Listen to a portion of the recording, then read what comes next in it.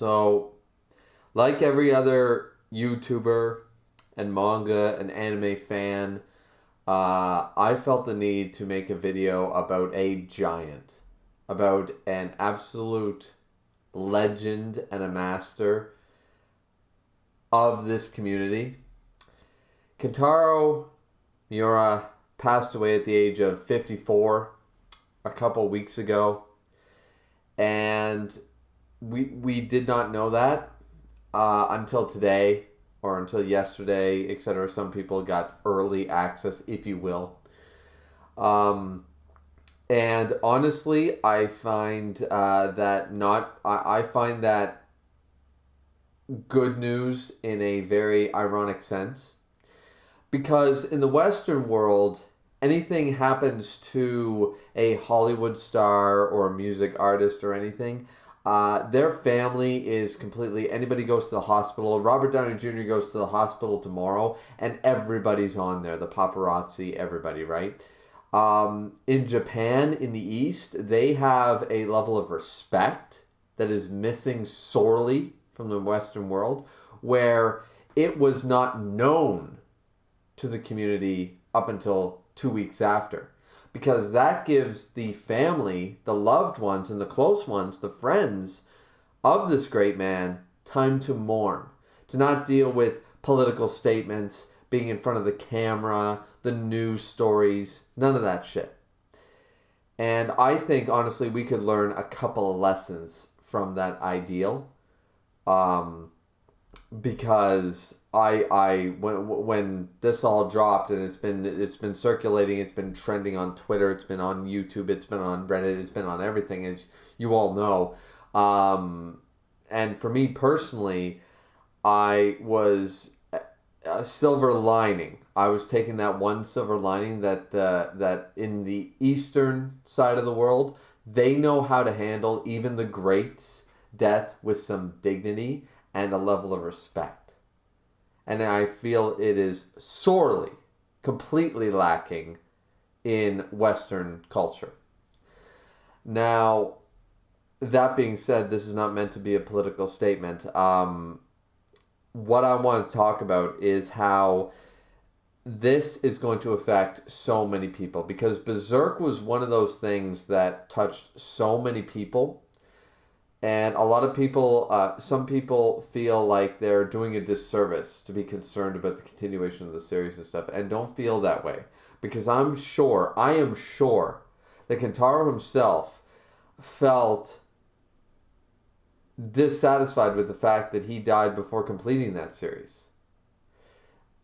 Any artist, any creator would feel ashamed not finishing his work.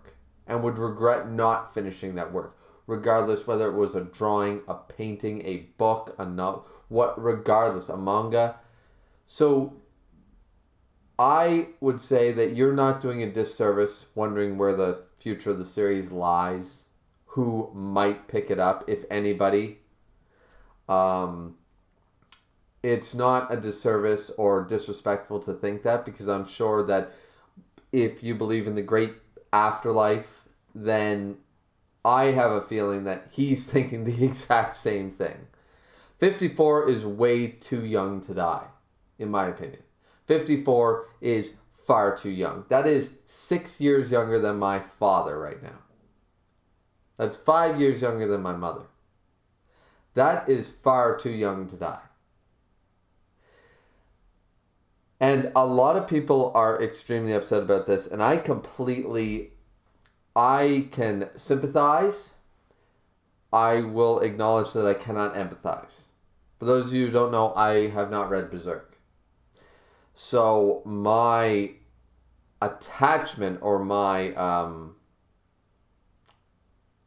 for lack of a better word, my feelings towards this are going to be much lesser than most YouTubers and most Reddit posters and etc. In the coming days about this, because I only read a chapter or two of Berserk. I think the art is fantastic. I know the memes, but I've never read the series. But I understand the impact that Kentaro Miura had on the entire community, the manga community as a whole. I understand what a legend he was and what a masterpiece that Berserk apparently is. And I have full intention of eventually reading that series. It was always on my list to read. And I expect nothing but greatness when I do read it. I would like to say that even though I can't potentially relate to this, I feel like it's a disconnection.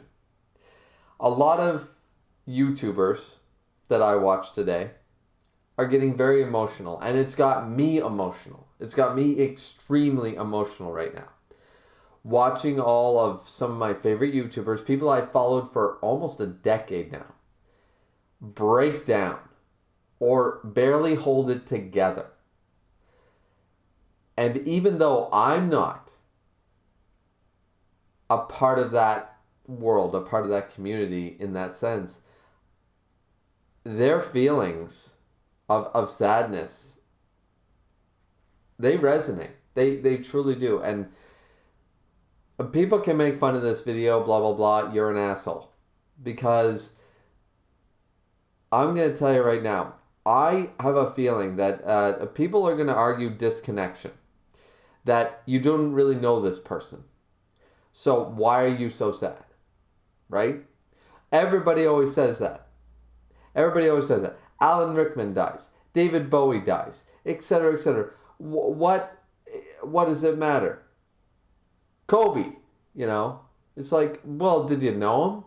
Are you even an American? Are you a basketball player? Like, why? Why do you care? And the fact of the matter is that these people are become beyond themselves. I have a theory that when people become famous, they have a couple of avenues, but one of them is becoming a symbol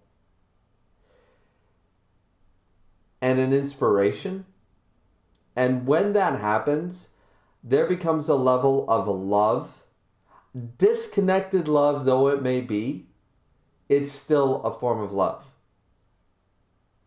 People love this man.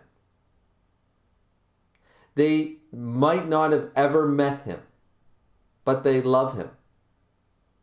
And they are very sorry and sad to see him go.